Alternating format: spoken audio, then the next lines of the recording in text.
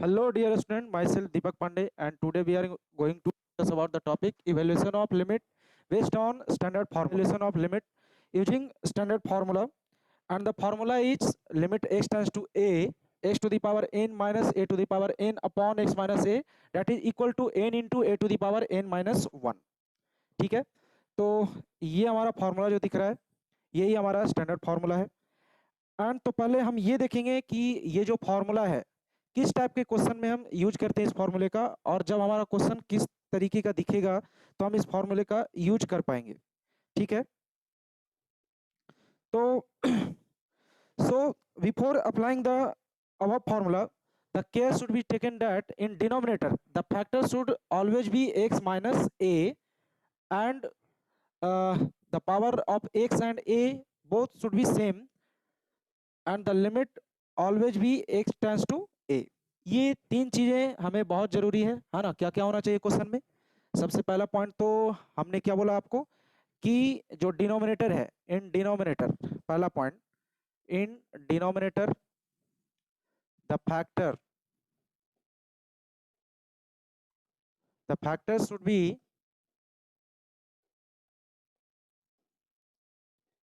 x minus a. जैसा कि हम यहाँ पे देख रहे हैं कि x माइनस ए डिनोमिनेटर में है, and the limit is x tends to A. Limit क्या होना चाहिए? लिमिट भी ऐसा ही होना चाहिए, x टेंस टू ए, ये दोनों सेम होना चाहिए। और क्या होना चाहिए? तीसरा पॉइंट क्या हमारा, ये दूसरा हो गया। और तीसरा रिक्वायरमेंट क्या है कि हमारा जो पावर होना चाहिए x एंड a का, x एंड a का जो पावर n है, तो a पे भी पावर हमें कैसा दिखना चाहिए? n ही दिखना चाहिए। तो ये जो चीजें दिख रही हैं ये अगर क्वेश्चन में है तभी हम इस फॉर्मूले का यूज कर पाएंगे, है ना।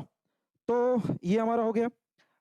तो सेकंड थिंग क्या था हमारा कि पावर क्या होना चाहिए, एक्स और ए का दोनों का सेम होना चाहिए।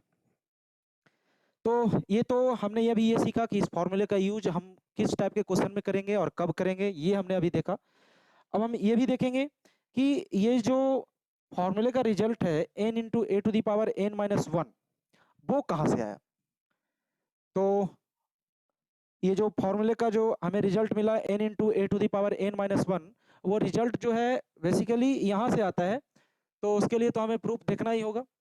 तो प्रूफ के फॉर्म में हम इसे लेते हैं कि हाँ ये फार्मूला जो है स्टैंडर्ड फार्मूला, उसका जो रिजल्ट है n into A to the power n minus 1, वो कहाँ से आया। तो हम इसके लिए बाइनोमियल जो एक्सप्रेशन है उसका यूज करते हैं, जो कि आपने 11th में पढ़ा होगा। तो बाइनोमियल एक्सपेंशन क्या है हमारा इसका, कैसे हम इसको लिखते हैं?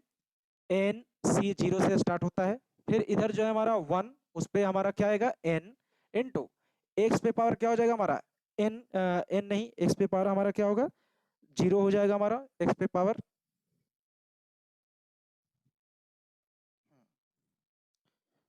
एक्स पे पावर ये वाला जो पावर है ये दोनों सेम होता है, फिर प्लस एन सी 1, फिर क्या होगा एन सी 1 हो गया तो 1 पे पावर हमारा क्या हो जाएगा n minus 1 into X to the power 1, फिर plus N C 2 into 1 to the power n minus 2 into X to the power 2, and so on. तो ऐसे ही चलता चला जाएगा। ये एक्सपेंशन हम पहले से पढ़ चुके हैं। तो इस एक्सपेंशन का यूज करके हम देखेंगे कि ये जो n into A to the power n minus 1 है वो हमारा रिजल्ट कैसे आता है। तो एक तरह से हम लिमिट का वैल्यू ही फाइंड कर रहे हैं ना, इवेल्युएट कर रहे हैं लिमिट को। बस डिफरेंस ये है कि हमारी लिमिट जो है कुछ अलग तरीके से दी हुई है। तो अब इसको और हम अच्छे से करेंगे तो क्या हो जाएगा ये, तो इसको अगर हम और एक्सपैंड करते हैं तो एन सी 0 का वैल्यू 1, 1 टू द पावर 1, फिर ये भी 1, मतलब ये पूरा 1 दे रहा है। और एन सी 1 क्या देगा हमें, एन सी 1 फिर से n देने वाला है, और इधर से x मिल जाएगा तो ये क्या मिल जाएगा nx। और हमें ये भी पता है कि एन सी 2 कैसे ब्रेक होगा, जैसा कि हमें पता है कि फैक्टोरियल n लिखते हैं हम इसको, और factorial n minus 2 into factorial n करेंगे, है ना। फैक्टोरियल एन सी आर का फॉर्मूला हमें पता है ना, factorial N upon factorial minus R into factorial R, sorry यहाँ पे 2 करेंगे, है ना। तो ये हमारा क्या हो गया यहाँ पे 2।